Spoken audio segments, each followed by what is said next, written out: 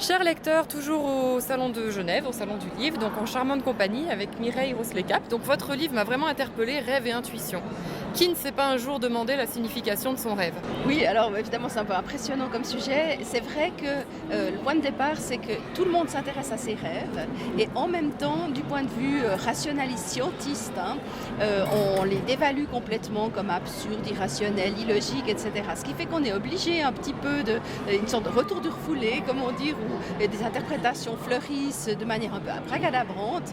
Et puis en fait moi je suis analyste jungienne et puis on a vraiment mis au point une école, qui depuis longtemps s'intéresse aux rêves. Et Jung a dégagé une série d'outils pour comprendre ses rêves que je trouve très profonds et très intéressants. Et mon objectif, c'est que de les mettre à la portée du lecteur pour que la personne puisse elle-même interpréter, vous puissiez interpréter vous-même vos propres rêves. Alors la question qui me vient, quand on fait un cauchemar, est-ce que le rêve c'est forcément signification positive entre guillemets et un cauchemar une signification plutôt inquiétante? Alors, l'idée, c'est que les rêves compensent notre position consciente. Si on est en train de manquer terriblement de confiance en soi, d'être dans des difficultés, disons, les rêves vont en général plutôt nous donner du courage, nous encourager. Et puis, si on se prend très au sérieux et qu'on est un peu dans ce que Jung appelait l'inflation psychique, c'est-à-dire qu'on se la pète en français courant, les rêves vont plutôt nous dévaluer, puis on va rêver qu'on est en pyjama, une réunion de travail ou ce genre de choses. Donc, le rêve a cette fonction compensatoire. Et quand on est en bon état moyen, le rêve met juste l'accent sur des choses qu'on n'a pas repérées dans la journée en disant tiens, t'as vu ça, c'est important pour toi. Tiens, tu as vu ce domaine, tu n'y as pas pensé. Ou ce collègue te fait cet effet-là. Et puis si on est vraiment très très figé, alors le rêve va nier un petit peu, casser notre croûte intellectuelle, rationnelle en quelque sorte, et être plus déstabilisant. Donc les cauchemars, on va les prendre comme des sortes comme si l'inconscient disait regarde ce qui te poursuit ou regarde ce qui te tracasse. Bien sûr, il y a des cauchemars terrifiants qui sont liés à des troubles psychiques ou comme ça, mais disons le cauchemar ordinaire par exemple, il annonce souvent aussi une période de réorganisation psychique parce qu'il faut que l'ancien ordre se défasse pour que le nouvel ordre se fasse. Donc souvent on va avoir des cauchemars à la puberté, les enfants autour de l'âge de 3 ans quand ils vont dire dans des crises de vie, la crise de la quarantaine si on l'a fait, elle peut tout à fait être annoncée par une série de cauchemars. Donc le cauchemar à la fois il aide à désorganiser l'esprit pour le réorganiser différemment et à indiquer selon ce qui nous poursuit dans le type de cauchemar, quel est l'obstacle qui se dresse en nous. Par exemple, si c'est un animal qui vous attaque, on va dire c'est peut-être quelque chose de notre instinctualité, notre pulsionalité. Alors on essaie d'investiguer quel est cet agresseur, quel est ce type d'agression. Puis aussi la fin du cauchemar donne un indice. Des fois on se réveille de peur, alors on n'a pas la faim. Mais si on a la faim par exemple, on s'enfuit, ça veut dire la solution c'est de s'enfuir pour le moment. Ou si on se bat, alors il faut se battre. Ou si on appelle la police, il faut chercher confiance sur l'autorité. Ou si on appelle le médecin, il faut chercher de l'aide. Pour les gens qui ne se souviennent jamais de leurs rêves. Si vous en rappelez pas, c'est qu'il a fait son travail. Si vous en rappelez, c'est qu'il y a un élément dont vous devriez être attentif, qui devrait accrocher votre attention, surtout si vous faites des rêves récurrents qui reprennent le même thème. J'entends que le rêve du coup peut être un vrai guide pour notre développement quotidien. Est-ce que ça revient sous forme d'intuition?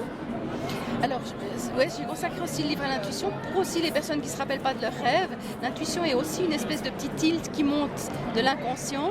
Et même chose, l'intuition est terriblement dévalorisée ou alors elle est complètement new ageisée. Alors qu'en fait, il y a certaines règles et il y a eu des expériences qui montrent par exemple que les intuitions des personnes qui s'y connaissent le mieux sont les plus efficaces. Donc par exemple, si vous avez un problème et que vous voulez le solutionner par l'intuition, vous avez quand même intérêt à y travailler beaucoup, puis le laisser poser, dormir ou arrêter, faire autre chose et vous êtes dans les meilleures conditions pour qu'il sorte une intuition qui est liée à votre problème. Si vous devez vous décider très rapidement, alors faites confiance à votre intuition. Ou si vous y connaissez pas du tout, faites confiance à votre intuition. Si vous y connaissez un peu, faites plutôt confiance à votre analyse. Mais donc vous disiez les indices corporels. Sur les infirmières, ils ont fait des recherches aux États-Unis, celles qui utilisent leurs intuitions, comment elles sont renseignées qu'elles ont une intuition. Et certaines effectivement ont des paramètres corporels. Elles savent que quand leur cœur bat d'une certaine manière ou que le poil se dresse ou qu'elles déglutissent, enfin que ça les avertit quelque chose concernant le patient. D'autres sentent ça avec leurs émotions. C'est très D'autres propre ont à des chacun. images, c'est propre à chacun. Puis le but ce serait de dire tiens, moi je suis un intuitif qui sent par le corps, il faut que je le développe. Maintenant je sais que quand je sens ça, je dois être attentif. Donc quel que soit notre mode, c'est quelque chose qui se travaille. Plus on le travaille, plus on est efficace. Puis par modestie, disons en moyenne une intuition sur 5 on se trompe. Donc il ne faut pas être aveuglément asservis à nos intuitions. Est-ce qu'on explique aujourd'hui la part de mystère des rêves et de l'intuition par le cerveau ? Oui, tout à fait. Il y a des recherches neurobiologiques. Avec l'imagerie cérébrale, on peut voir certaines choses.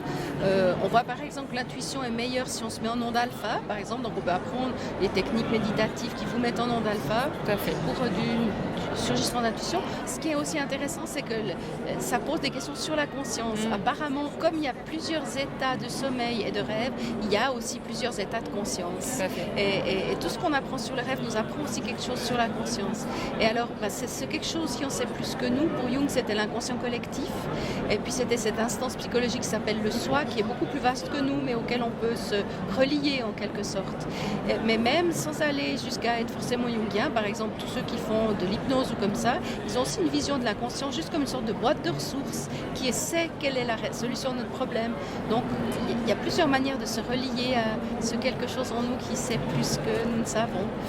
Très bien. Et vous, comment vous en êtes arrivé à ce travail, Mireille ? Et à une certaine période de ma vie, j'ai fait des rêves qui étaient saisissants et je me suis rendu compte que ça avait vraiment un grand impact.